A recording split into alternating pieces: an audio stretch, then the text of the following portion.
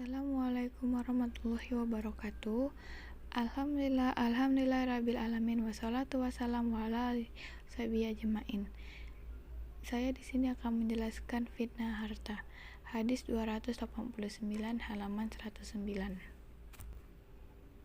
An Ka'ib bin Iyan qala sami'tu nabiyya sallallahu alaihi wasallam yaqulu inna likulli ummati fitnata wa fitnatu ummati walu.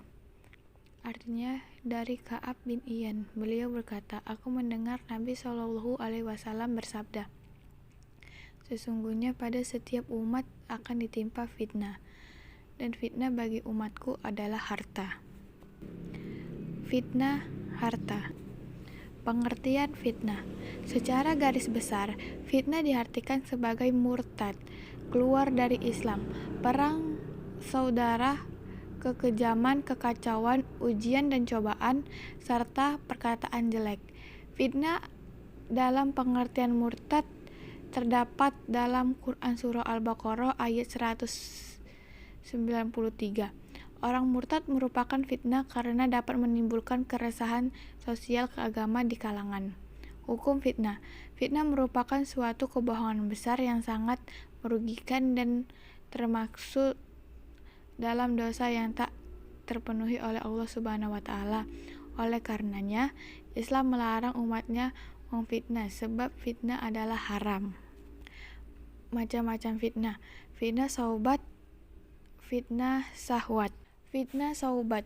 Saubat berarti samar-samar atau tidak jelas. Dalam fitnah saubat, seseorang menjadi rusak ilmu dan keyakinannya sehingga menjadikan perangkar maut menjadi samar dengan kemurkaan, sementara kemurkaan sendiri tidak ia hindari atau dikerjakan. Fitnah saubat merupakan fitnah paling berbahaya oleh karena kurangnya ilmu dan kelemahan basirah. Ketika diiringi dengan niat buruk dan hawa nafsu, maka ditimbulkan fitnah besar dan keji. Fitnah syahwat. Fitnah syahwat merupakan segala perbuatan yang dapat melemahkan dan mengiris iman seseorang, disebabkan oleh mengikuti hawa nafsu. Mereka yang terkena fitnah syahwat biasanya malas beribadah, seperti tidak segan melanggar perintah Allah dan mengerjakan apa yang dilarang. Hal ini disebabkan oleh hawa nafsu berserta andil dari iblis yang senantiasa mengiringi dan membuat iman semakin lemah. Pengertian harta. Muhammad Salamangkur mengungkapkan bahwa harta menurut para ulama fikih ialah segala sesuatu yang boleh dikuasai dan disimpan untuk dipergunakan kapan diperlukan. Al-Syarbini Al-Kabid berpendapat harta adalah sesuatu yang ada nilai dan orang yang merusakkan diwajib mengganti rugi.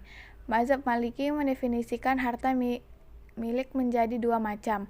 Pertama, ialah harta yang melekat pada seseorang yang menghalangi orang lain untuk menguasainya. Kedua, harta yang diakui sebagai harta milik secara uruf atau adat. Fungsi harta dalam Islam. Harta bermanfaat sebagai menyempurnakan melaksanakan ibadah yang khas. Sebab sebagai iman diperlukan alat-alat seperti kain sebagai menutup aurat dalam pelaksanaan sholat, bekal sebagai melaksanakan ibadah haji, berzakat, bersedekah, hibah, wakaf, dan lainnya. Meningkatkan keimanan atau ketakwaan kepada Allah Subhanahu wa taala. Sebab kekafiran cenderung mendekatkan diri pada kekufuran, sehingga pemilik harta dimaksud sebagai meningkatkan ketakwaan kepada Allah Subhanahu wa taala. Harta juga memiliki sebagai meneruskan kehidupan dari satu periode ke periode berikutnya. Harta bermanfaat untuk menyeimbangkan antara kehidupan dunia dan akhirat. Harta bermanfaat untuk sarana atau modal pokok sebagai mengembangkan dan menegakkan ilmu-ilmu. Sebab ilmu tanpa modal akan terasa sulit. Misalnya orang tidak bisa kuliah di perguruan tinggi, ia tidak memiliki biaya. Harta juga bermanfaat sebagai memutar peranan-peranan kehidupan seperti adanya pembantu dan tuan, adanya orang kaya dan orang miskin yang saling membutuhkan, sehingga tersusun masyarakat yang harmonis dan berkecukupan, sebagai menimbulkan silaturahmi dan sedekah. Intisari, faedah hadis. 1. Harta adalah ujian bagi manusia. Kedua, semakin banyak harta yang dikumpulkan seseorang, maka akan dijadikan dirinya lupa dengan akhirat. 3. Wajib bagi seorang muslim untuk zuhud terhadap dunia dan lebih mengutamakan akhirat. Keempat, seorang hamba akan menjadikan hartanya sebagai perantara untuk ketaatan kepada Allah. Hubungan hadis ini dengan ekonomi Islam yaitu 1. Meningkatkan umat untuk biasa melindungi diri dari keburukan, godaan kekayaan dan kemiskinan yang membuatnya lupa diri atau sombong. Memperingati kita agar tidak tertipu dengan duniawi yang akan memalingkan dirinya mengikat kepada Allah. Hati-hati dalam mempergunakan harta supaya tidak menjadikan fitnah bagi diri kita. Sekian hasil presentasi saya. Saya ucapkan terima kasih. Wabillahi taufiq wal hidayah. Wassalamualaikum warahmatullahi wabarakatuh.